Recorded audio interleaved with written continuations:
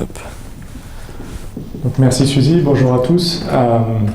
Tout d'abord, même si c'est un peu tard, une bonne année à tous, ça fait plaisir de vous revoir, mais même si c'est un peu tard, c'est toujours bon de le dire vu les derniers mois qu'on a vécu tous ensemble.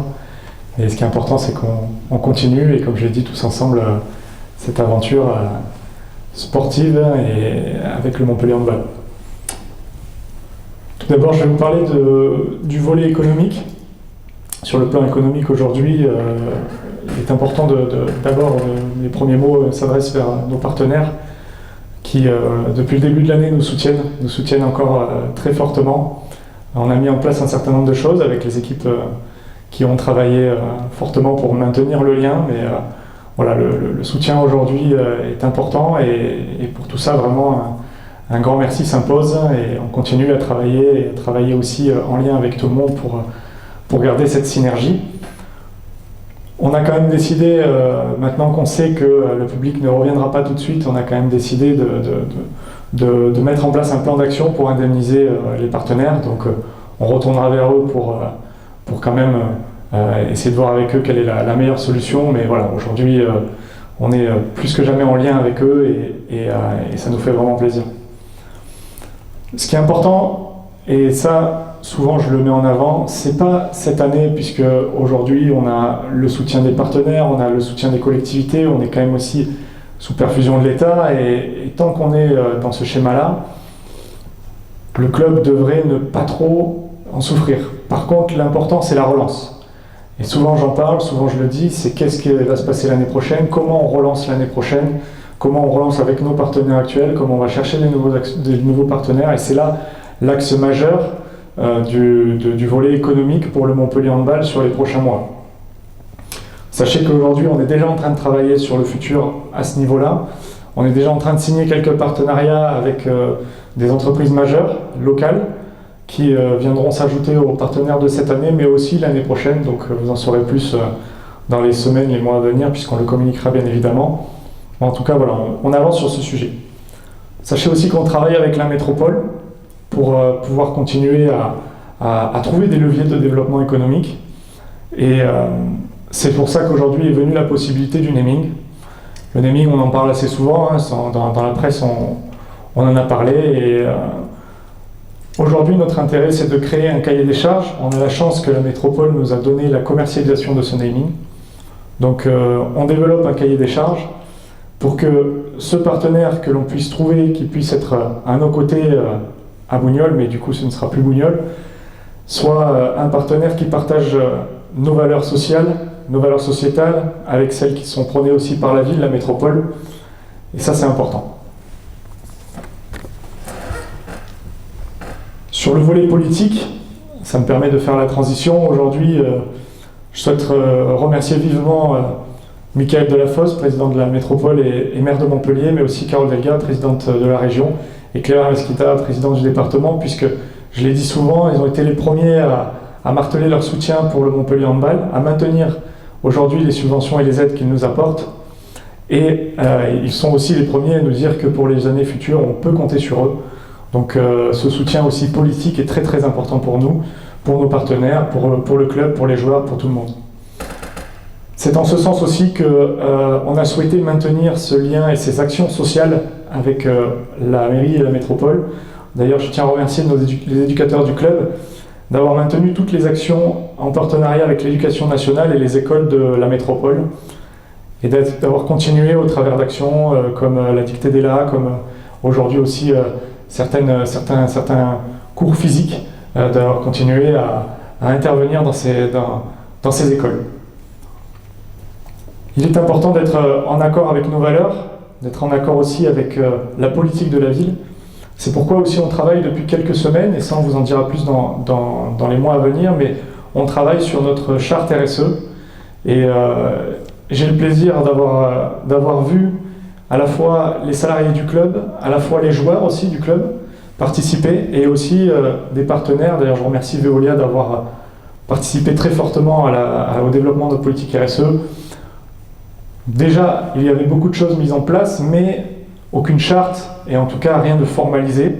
Donc on va aller plus loin, on va vous présenter dans les semaines à venir quelques actions qui vont être mises en place, qui sont déjà en place, mais d'autres qui vont être mises en place pour vous montrer que la politique RSE se développe fortement au Montpellier Handball et va devenir aussi une des valeurs et un ancrage de notre club. J'en viens au volet structurel. Dans un premier temps, il est important aussi de mettre en avant les travaux qu'il va y avoir sur Bougnols, les travaux cet été. Donc aujourd'hui, la métropole, en lien avec nous, développe un outil supplémentaire pour accueillir du public, pour accueillir des entreprises, jour de match, mais hors jour de match aussi. Il faut savoir qu'aujourd'hui, on a quand même un développement de surface de plus de 1200 m² de structure qui va se créer cet été. Il est important aujourd'hui pour nous de continuer à utiliser et à optimiser l'utilisation de cet outil, puisque même si on parle aujourd'hui de nouvelle salle, on y est au minima jusqu'à 2024. Donc des travaux qui nous permettent de développer l'accueil du public, avec un hall d'entrée que l'on souhaite dynamiser, mais aussi de développer l'accueil des entreprises et pourquoi pas aussi développer tout ce qui est séminaire et autres qui est déjà présent chez nous avec des actions de journée, de demi-journée avec des entreprises, mais que l'on souhaite aujourd'hui développer et aller plus loin. J'en viens aussi à la nouvelle salle. Donc aujourd'hui c'est un sujet très important pour l'avenir du Montpellier Handball. Avant de partir dans le détail, ce qui est important, c'est, et ça je le dis et je le répète, on ne souhaite pas une nouvelle salle pour avoir une nouvelle salle, on souhaite une nouvelle salle puisqu'aujourd'hui, les normes de l'EHF nous l'imposent. Si demain, on veut continuer à porter les couleurs du Montpellier Handball sur les plus hautes sphères européennes, on doit avoir un minimum de 5000 places dans notre stade. Aujourd'hui, on bénéficie d'une dérogation, mais qui ne tiendra pas encore bien longtemps. Il nous faut un projet et il nous faut une nouvelle salle pour continuer à jouer en Coupe d'Europe. Et ça, c'est très important. L'avantage, c'est que les discussions continuent, qu'il y a une vraie volonté politique derrière, elle nous a été réaffirmée. On n'a pas encore toutes les possibilités qui ont été étudiées, on doit encore se mettre autour d'une table avec la métropole. Mais le but, c'est d'avancer pour nous, pour la métropole, pour tout le monde. Il y a une vraie volonté politique. Et encore une fois, la volonté politique est surtout de répondre à un besoin pour le club et un besoin européen et de rayonnement de la ville au niveau européen. J'en viens à la partie qui aujourd'hui est la plus fournie, c'est la partie sportive. D'abord, avant de parler de ce qui va suivre, ou en tout cas du court terme, je vais parler plutôt de ce qui s'est passé sur les 6 premiers mois. On a tenu bon avec un championnat qui était particulier, un championnat dans lequel il y a eu des reports, il y a eu un moment de difficulté avec une grande partie de l'effectif qui était atteint du virus. Physiquement, psychologiquement, ça a été difficile pour tout le monde, surtout pour les joueurs et pour le staff. Mais aujourd'hui, on présente un bilan très positif. 2 défaites, un match nul, toujours en course sur le haut de tableau. Et surtout, on a montré la volonté du Montpellier Handball d'aller au bout de ce championnat. Car je le rappelle, on a fait 11 matchs, alors que 10 nous étaient demandés.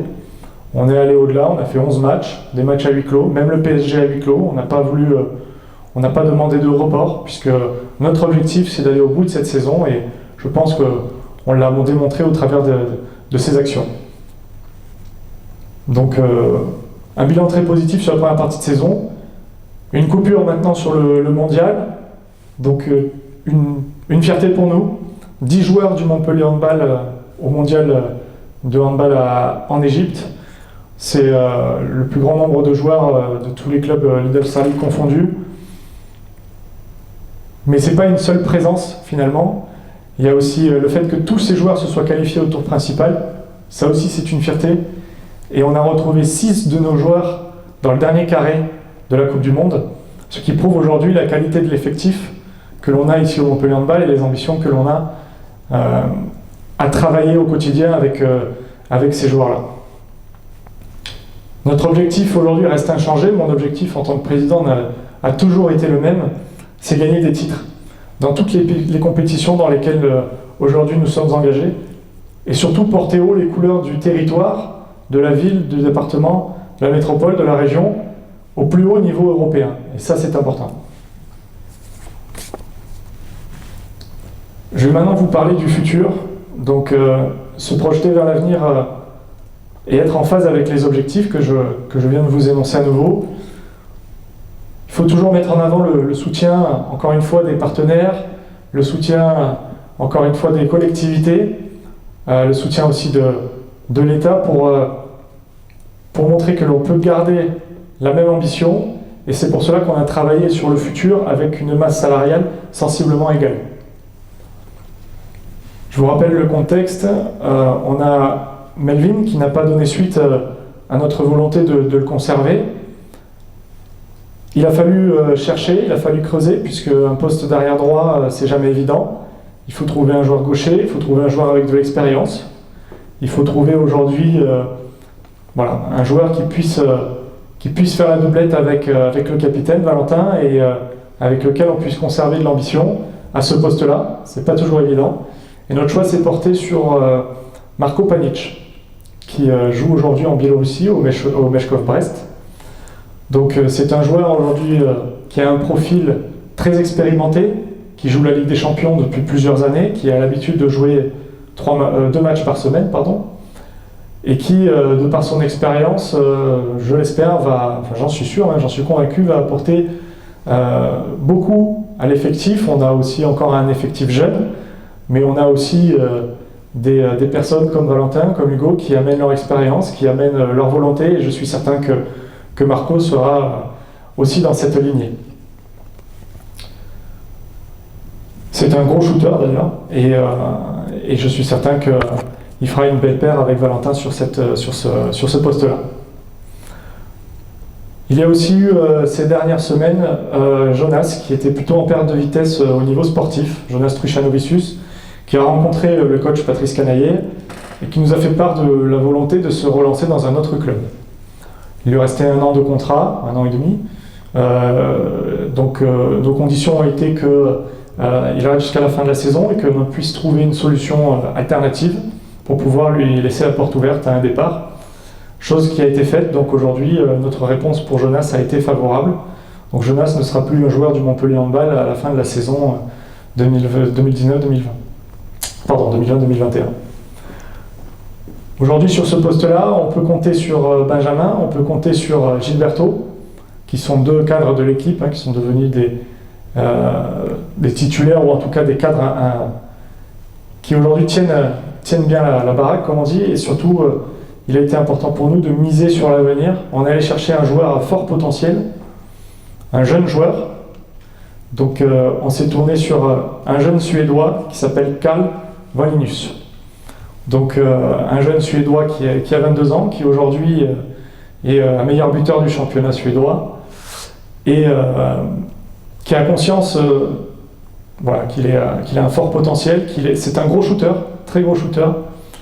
Il a encore des compétences à développer, mais il a beaucoup de volonté pour le faire avec le staff, avec Patrice et avec tous les joueurs qui l'accompagneront, sachant qu'il ne viendra pas en terre inconnue puisqu'il a été formé au même endroit que Lucas Peras, donc ils se connaissent très bien.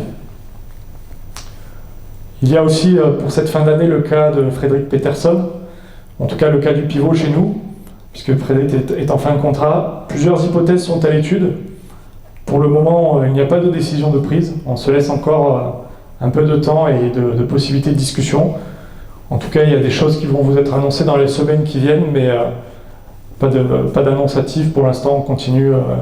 On continue à explorer soit la piste de la prolongation, soit la piste d'une arrivée.